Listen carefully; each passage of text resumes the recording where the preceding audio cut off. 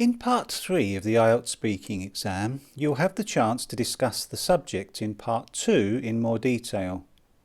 The examiner will ask you to give your opinion, and you'll sometimes be invited to agree or disagree.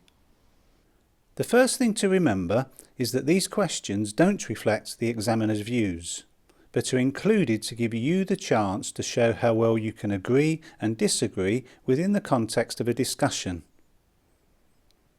In this lesson, we'll look at some of the expressions you can use to agree and disagree. Let's start by looking at expressions you can use to agree. The following words or expressions have the same meaning and can be used to show agreement. Try to remember the importance of stress when pronouncing these words and phrases. For example, I totally agree. Where do you think the stress falls in the other examples?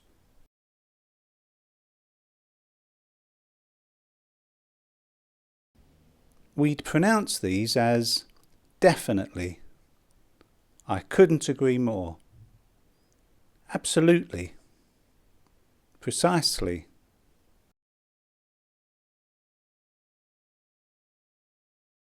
You may find yourself partially agreeing with a question the examiner asks, but also have reasons to disagree as well, in which case any of the following can be useful.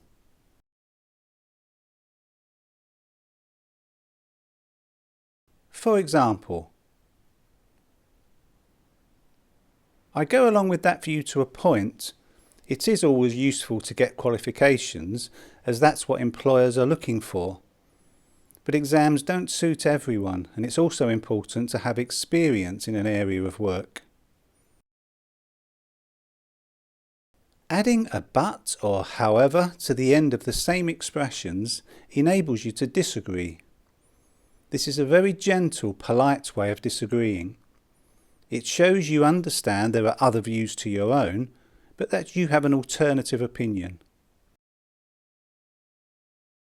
For example, that's one way of looking at it, but it doesn't really help us to understand or deal with the reasons people turn to crime, does it? Finally, you may wish to show a little more forcefully that you disagree.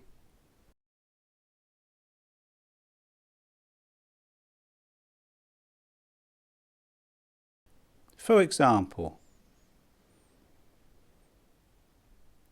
I don't really agree with that idea. I don't like the thought of business interests interfering with the type of healthcare people receive. So there we have lots of different words and expressions you can use during Part 3 to show agreement and disagreement. Practice using these in your English discussions. And if you'd like to use them immediately, visit our practice test area and record yourself trying any of the Part 3 tests we've published. You'll find them at www.ieltsspeaking.co.uk.